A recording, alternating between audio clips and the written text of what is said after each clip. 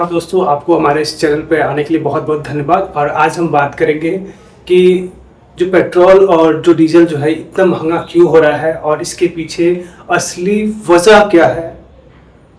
क्या टैक्स की वजह से पेट्रोल और गैस जो है महंगे हो रहे हैं, या फिर जो युद्ध हो रहे हैं यूक्रेन और दूसरे कंट्रीज़ में।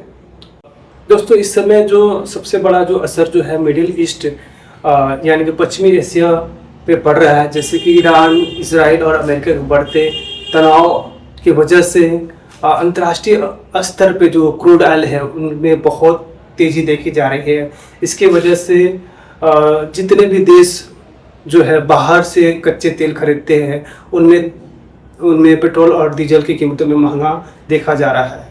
भारत की सबसे बड़ी समस्या ये है कि वो ज़्यादातर तेल जो है बाहर से खरीदता है, यानी कि बाहर में तेल महंगा तो भारत में भी तेल महंगा।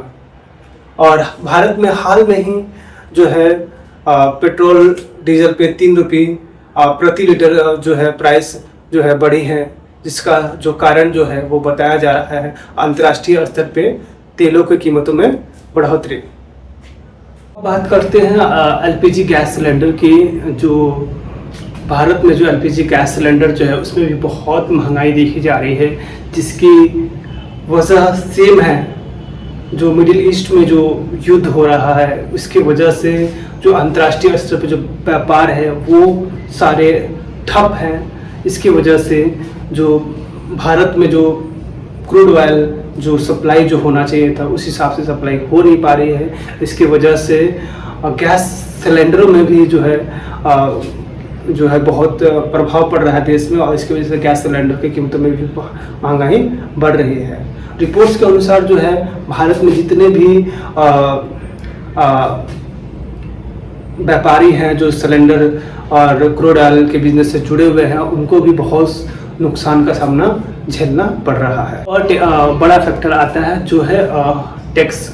जो हमारी सरकार जो है जो टैक्स लगाती है वो क्रूड ऑयल का जो है 50%, यानी कि जो हमारे देश में पेट्रोल डीजल बिक रहे हैं उसका 50% से ज़्यादा जो पैसा है जो हमारी जो सरकार जो है वो टैक्स के रूप में वसूलती है।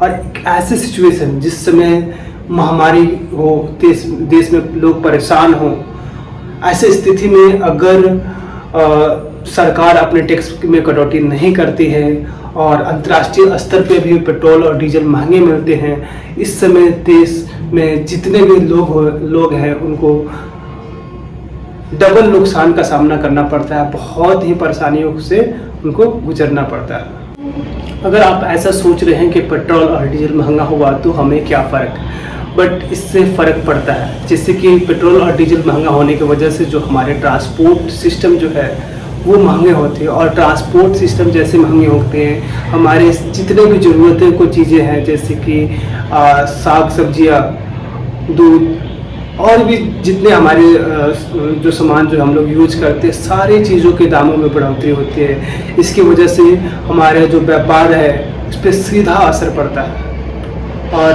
लोगों को बहुत ही परेशानियों का सामना झेलना पड़ता है। तो सबसे बड़ा सवाल ये है कि क्या पेट्रोल डीजल का जो महंगाई जो दर है अभी जो बढ़ा है क्या आगे भी बढ़ सकता है? क्या अगर युद्ध नहीं रुका या फिर मिडिल ईस्ट जो कंट्री जो उसमें तनाव कम नहीं हुआ तो क्या आगे भी ऐसे ही लोगों को परेशानियां झेलना पड़ेगा? क्या आगे भी इसमें जो पेट्रोल और गैस की कीमतों में जो है तेज़ी देखी जा सकती है? हालांकि जो पेट्रोल और डीजल की कंपनियां हैं और सरकार का ये है कि दावा है कि पेट्रोल और डीजल की सप्लाई पर्याप्त मात्रा में अवेलेबल है, जिससे कि आगे परेशानी का सामना कम होगा। हेलो फ्रेंड, तो आप समझ गए होंगे कि देश में जो पेट्रोल और गैस की जो कीमतें जो बढ़ रही हैं उसमें जो फैक्टर्स हैं वो सिर्फ अपना देश भारत नहीं बल्कि अंतर्राष्ट्रीय स्तर पर जो युद्ध हो रहे हैं, डॉलर की कीमतों में बढ़ोतरी देखी जा रही है और टैक्स जो लग रहे हैं उसकी वजह से जो है भारत और में जो है क्रूड ऑयल और पेट्रोल डीजल जैसे चीज़ों पे जो है बढ़ोतरी देखी जा रही है।